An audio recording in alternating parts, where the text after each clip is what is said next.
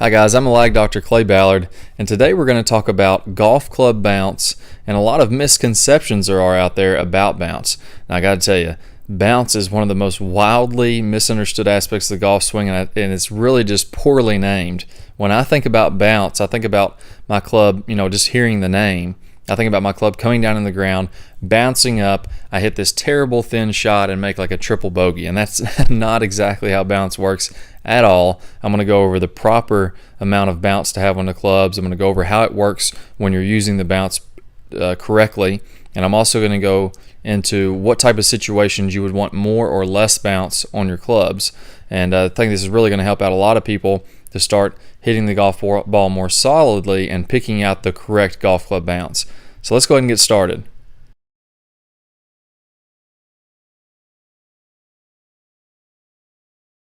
Alright, so first, before we get started, let's talk about what exactly is bounce. Now, bounce is the angle on the bottom of the club, this piece of metal here. So here we have the leading edge of the golf club, which is this piece where the face meets the bottom of the club. That's what's called the leading edge.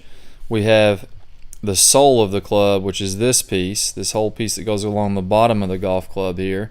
And then the angle of the sole is the bounce. So on this picture on the left, we have a club with a bounce angle of 4 degrees. Now on the picture on the right, we have a slightly different bounce angle. This would usually happen when there's more forward shaft lean. I don't think any clubs would purposely have negative bounce, but your leading edge is up here again. The angle of the sole, which would be this angle, or the bounce angle, would be -4. That means it's sloping downward at 4 degrees. Now that's something that's going to cause some problems, as we'll go over here in a second. So let's first talk about how this would work and what this would mean for a golf shot. So for this example, we're going to consider that the club is moving forward. We're striking what would be a golf ball here. Terrible drawing of a golf ball, but you guys get the idea. With my positive angle of bounce, let me go ahead and get rid of that golf ball. What's going to happen when this club hits the ground? We can see the leading edge is off the ground, and now this back piece is where the club's going to be contacting. You can see that they've labeled this the contact point, and it's more toward the bottom of the club. Now this club is going to slide, and I think the amount of slide is more properly named.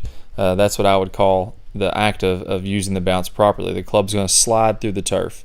You'll see this with a lot of professional golfers. Their club comes down and hits the turf, and their club slides through, taking this perfectly crisp dollar bill size divot, and they hit really, really clean compressed shots. Now if I get my shaft, the club shaft angled too far forward, so it's this way, and I'm letting this leading edge now hit the ground, and now I've taken away all the bounce of this club, so now I have this negative angle. This leading edge is now going to start to dig. And that's what happens when you chunk a golf ball. The leading edge is digging down into the ground, the club shoots down into the ground, and that's exactly what happens. So if you imagine all this as these clubs hitting a pool of water, or coming down and skidding across the water, well, the one on the left with the contact point back here and some positive bounce is now going to skid. The one on the right with the leading edge digging in first is now going to dig down into that water and cause a poor shot. So that's how bounce works properly. And now let's talk about how much bounce we should have. Before we do that, I do want to mention, a lot of you that are struggling with forward shaft lean, we can imagine now, here's the angle of the hosel here and the shaft of the club. Well, if I get this leaning forward and I get some forward shaft lean, and now the club is here, what's that going to do to the bounce? It's going to tilt this club face forward, like the one we see on the right, and it's going to get this leading edge digging into the ground more. So if I want to have a lot of forward shaft lean, or good forward shaft lean, and hit those well compressed golf shots, I need a significant amount of bounce on my wedges to be able to do so. One of the things that I thought was very, very interesting, Phil Mickelson is known for his flop shots and known for a great wedge player.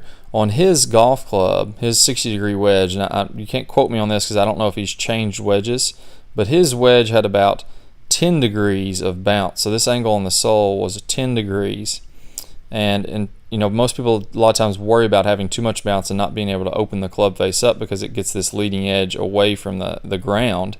Well, his is 10 degrees, and he's able to still take his 60-degree wedge and hit it over someone standing a few feet in front of him. So don't worry so much about that. The only time we're going to want to start using less bounce is when the ground's harder. And let's go ahead and go over that now. All right, so let's take a look at some different bounce angles and talk about what type of surface we would want to use these types of bounce on. So here on the left we have a high bounce angle. We can see that the bottom edge of the sole of this club, let me grab my pen tool here, The sole of that club is angled upward. Medium bounce or standard bounce, and then we're going to have low bounce where there's not very much at all. So let's talk about the three different situations, and you can think about what kind of conditions do you normally play in. Well, number one, let's talk about the high bounce. Now this would be good for sand, as your sand wedge usually has a lot of bounce, somewhere between 8 and all the way up to about 16 degrees of bounce. That would be something that's fairly high here. We would want this for soft conditions. All right, so oops, not drawing very good there. Soft conditions, conditions like sand, wet turf, that kind of thing. That means that this leading edge, again, if I'm going forward, that means the turf is moving back this way against the club as my club is swinging this way. I want this leading edge quite a bit off the ground. That way, if I hit some soft turf, it'll just slide right on through and won't dig down into the ground. So that's soft. Now, medium conditions or mid conditions, that would be a mid bounce club.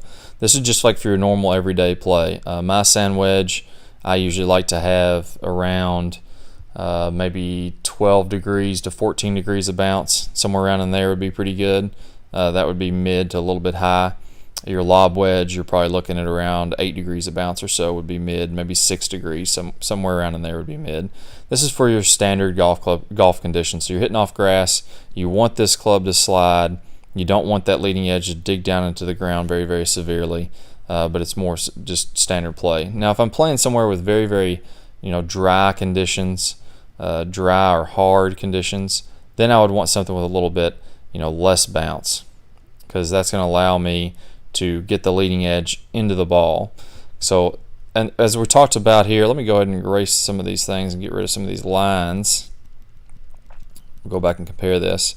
So on the one that's soft condition, look how far the leading edge is off the ground. So as I contact this golf ball, if my club can't slide down in the ground some, I could hit this a little heavy or high on the golf ball. Now if I have low bounce, like I'd want to use, excuse me there. If I have low bounce, my pin's messing up. Here's the golf ball. And this is very hard ground. I can't dig down into the ground at all. Now the leading edge is still going to be underneath that golf ball, and it's allowed to go up in the air. So those are the three different conditions. If you play somewhere that has very soft conditions, like you'd see in Ireland where it rains a lot of bounce would be good. If you're playing just normal play, I'd go for mid bounce. And if you're playing somewhere like Texas that has really dry, firm ground, or your course gets really dry and hard in the summer, you may want to go more toward a low bounce. And it's all about maximizing how much of that club is going to help it skid through the turf without digging down into the ground. So hopefully this helps you guys out a lot. I really enjoyed talking with you about this. I look forward to working with you much more in the future.